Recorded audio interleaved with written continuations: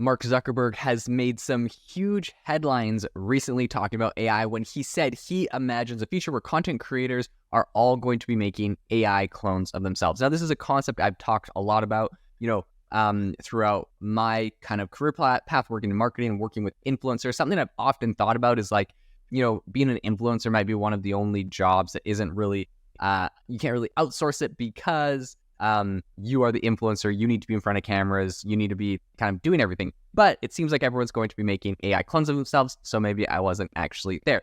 It then kind of goes to be said, and I'll dive into kind of what Mark is saying about this, but it's kind of interesting. I recently saw a video on Twitter, which I'm sure a lot of people won't. It's a controversial video, so I'm not commenting on the video. But essentially, the influencer Speed, someone drove at him at full speed in a Corvette, and he jumped over the car as it was coming towards him. So he jumps, incredible. He's a great athlete.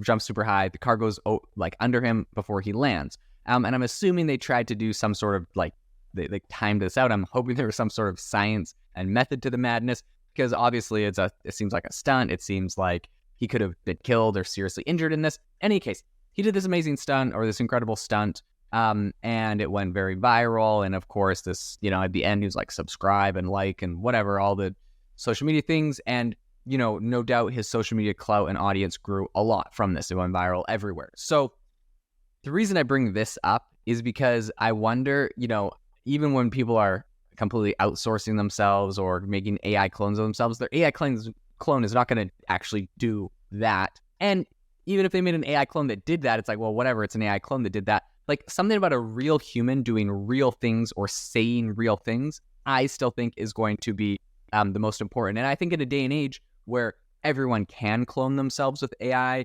the people that don't, or content that isn't, is going to become extra valuable. This is my thesis for doing this podcast at all.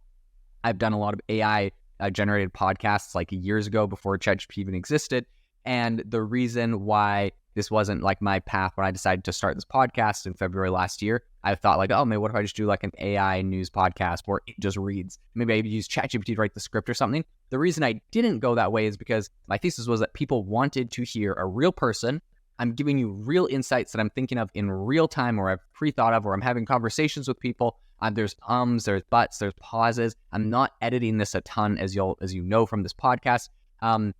And my assumption is that people want that. They want that authenticity. They want a real person. They want my thoughts, my connections. Even if you don't agree with all my opinions on things, you probably want to hear my opinion because you know what people like me are thinking about certain topics, and it helps give you new perspective. Now, if it's just an AI doing this, I just don't think it's as valuable, because I don't know if it's possible for it to draw on its own stories and kind of experiences and different things. Now, I've thought of lots of really interesting things about how you could get around that, or kind of like give like an AI model, train it with its own backstory until it's a real person. Like, there's a lot of very interesting things I think people will do kind of while you open that tab in your brain.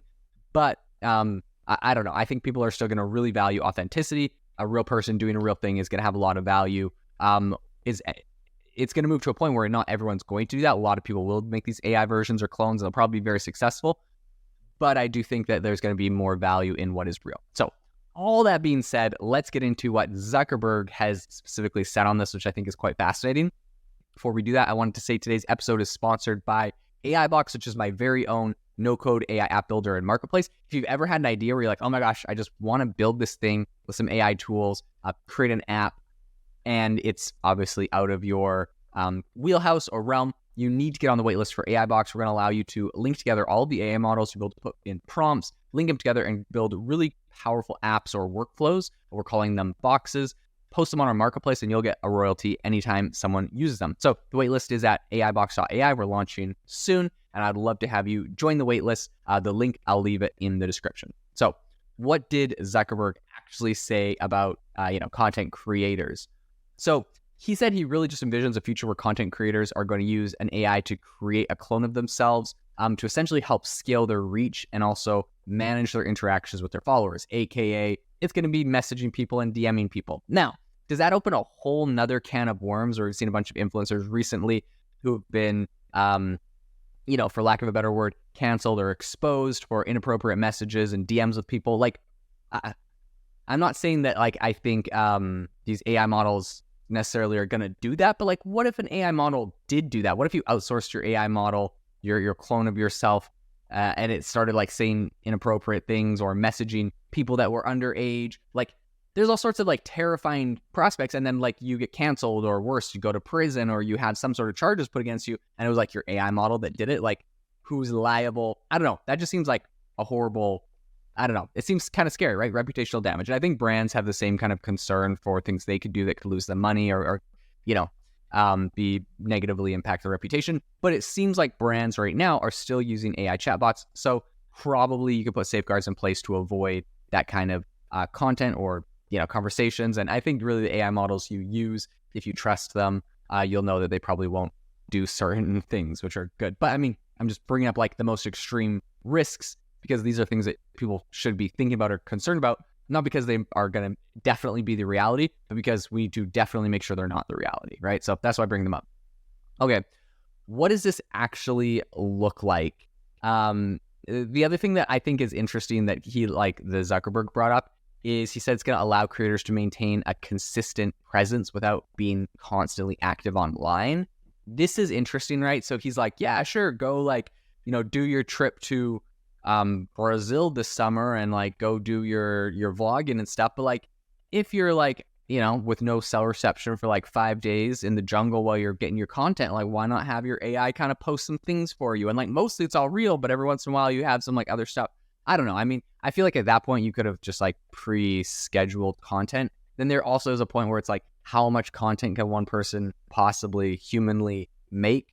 So like, there's of course that conversation, and I don't know. And then it's like, well, you could scale it with the AI, but it's like, but how much do you really need to scale the AI? Like, do you need 100 posts a day? Does it do anything better for you? Is just whoever does 100 posts a day is going to do better than everyone else? I don't know. Like, interesting thoughts. If it's just spamming up the world, or if you're getting a competitive edge, interesting thoughts to consider here. But I mean, this is literally what Zuckerberg is saying this could be used for. So how would you actually personalize this is my question. And he kind of covers this. He said these AI clones or bots would capture the personalities and business objectives of their creators, providing a more personal and engaging experience for their audience.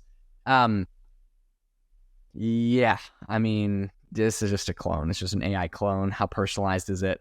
I hope it's personalized. I've had experiences with ChatGPT where it didn't do a great job. Recently, and I think maybe I might have accidentally used GPT-4 instead of GPT-4o, but recently I am in France for the next 2 months. I was at a French restaurant with some friends, and they were asking about the menu, and I wanted to be sure I was getting the translation for them correctly. I speak French, but I'm definitely not perfect by any means.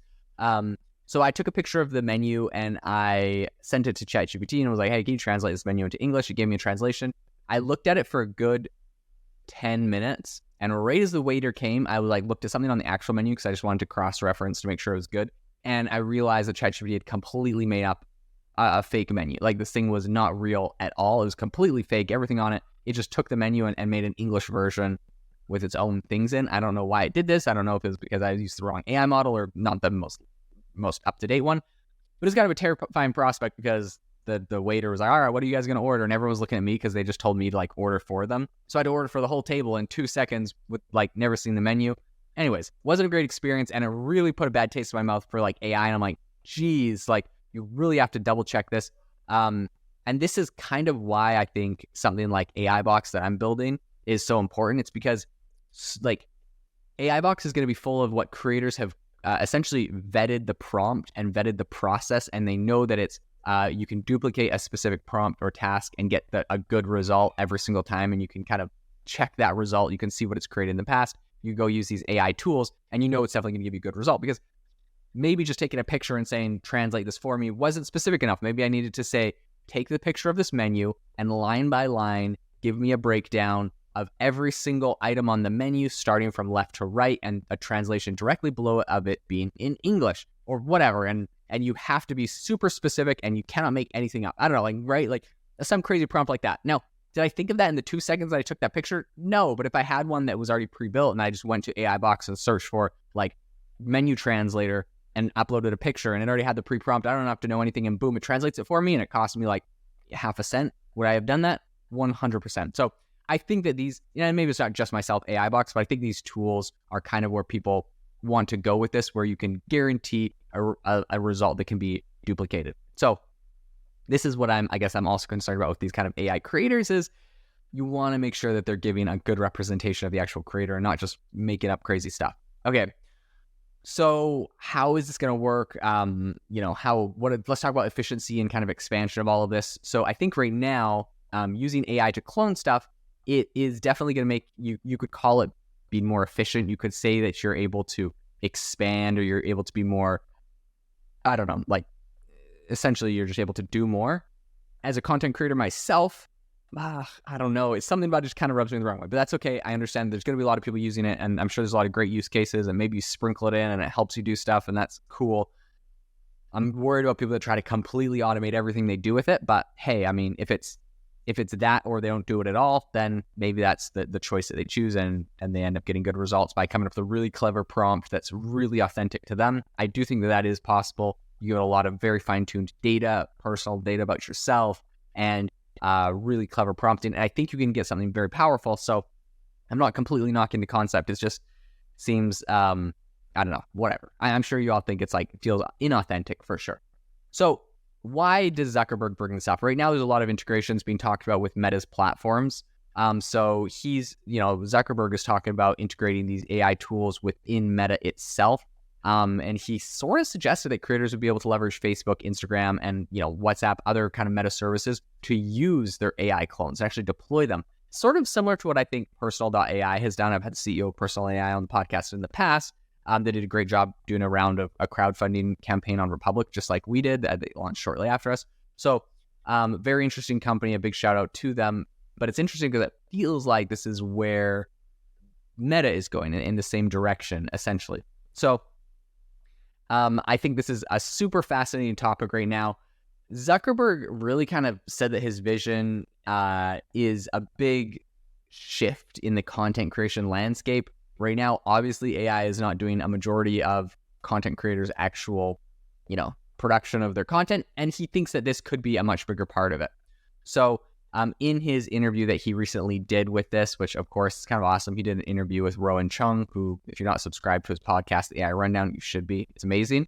But he said, quote, content creators will want to use AI to scale their reach. And this is the big thing. He kept highlighting it over and over again, that it's all about scaling the reach.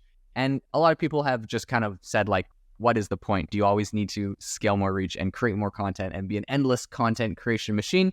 Maybe you do, maybe you don't. I don't know. But it's a fair question. So very interesting times to be alive. I'll keep you up to date on how this rolls out. If I'm using any AI tools, I'll let you know to kind of scale what I do. Right now, I have kind of an army of interns helping me run everything, and they're doing a fantastic job. So shout out to the summer of 2024 AI Box internship team. You guys are crushing it. They're helping me with a lot of different socials and platforms and content and kind of distributing, editing, chopping up what I create. Will I outsource that all to AI in the future? If it's good enough, possibly. Will I outsource the complete content creation in the future? I don't think I will, but I mean, I'll never say never. So, we'll sit here and we'll find out. Thanks so much for tuning into the podcast. If you enjoyed the episode today, seriously, it would mean the world to me if you could leave me a review on Apple or Spotify or wherever you listen to your podcast. On Spotify, you got to hit the About tab. On Apple, you can hit the stars, scroll down a bit on my channel, hit the stars, and say whatever you want. I really appreciate all of the comments and all of the reviews. And it helps me to know that I'm doing a good job and, what I should cover next. So thank you so much for listening, and I hope that you all have an amazing rest of your day.